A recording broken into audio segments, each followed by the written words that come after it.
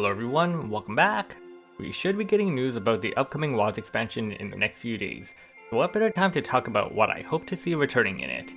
Now, whether or not those hopes are realistic, This video will be split into two parts: the monsters I want to see come back, and the mechanics I'd like to see return. First up, the monsters. So initially, I wanted to only list my top 5 monsters.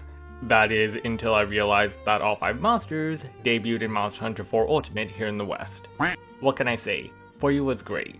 On top of being the game that added my beloved Chargeblade, they introduced amphibians, temnocerans, snake wyverns, and further expanded the Neopteran large monster list that previously only had one meme large monster in it. In fact, the only new monster in 4U I wouldn't care to see in WoWs is Darren Morin. Sorry buddy, but we can only have so many gimmick fights.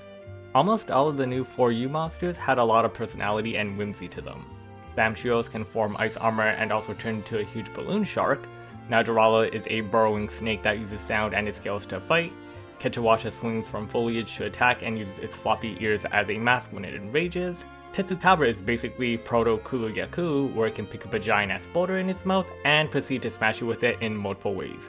Dalamadur is a giant fuck-off snake that's been teased in World and Wilds, and Celtis and Celtis Queen combine, giving the queen the ability to fly, sort of, impel you with a horn, and also yeet the Celtis at you as a sacrificial projectile. Now the 4U glazing aside, the only other monster I'd like to see come back is Great Macau, which debuted in Monster Hunter Generations, which is also 4th gen. Ha! It's still my favorite introductory monster and had just as much personality / whimsy as the earlier monsters I listed. Now, to address the elephant in the room, or rather, the Gammoth in the room, yes, I'd like to see Gammoth in Wilds, but only because I think it's sad that it's the only Fated 4 monster that hasn't appeared in the subsequent mainline Monster Hunter game. Speaking of which, I'd like to see Miralis back for the same reason. It's the only black dragon that hasn't come back in recent games, and the devs could do what they did with Lagiacrus to incorporate some of the underwater shenanigans. As for the top 5 features that I'd like to see come back in the WoW expansion, first and foremost, Prowler mode.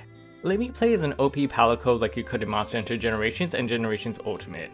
Now this would fuck with the base WoW's cutscenes, but that's not my problem to deal with. In second place, I want my player house back. Give me my slice of Animal Crossing back, Capcom. Third place is a Wyporium, or something similar. Hell, given how many returning 4U characters there are, just bring back the Wycoon himself. For those that don't know, the Wyporium had one special feature that let you obtain monster parts of monsters that weren't in the game by trading parts of monsters that were in the game. So as an example, while Lagiacrus wasn't in 4U, you could trade a Gravios Medulla for a Lagiacrus Sapphire. This would give you access to Lagiacrus's armor and weapons, so this is mainly for fashion hunting. In fourth place, it's technically 2 things. I want more returning 4U characters, so like the remaining Ace Hunters, the Caravan Crew, etc. And also more handler options, like the Goldmarm, Yukumo Sweetheart, Head Whiskerous, etc. And finally, the last feature I'd like to come back is let the Poogie roam free while also letting my Palico ride it while in the hub. Yes, I know secrets are a thing, but I want my Poogie Rodeo back. I'd also be happy if you brought back the Mufa, because for Generations Ultimate, the Palico could ride the Mufa instead, I think. I might be misremembering.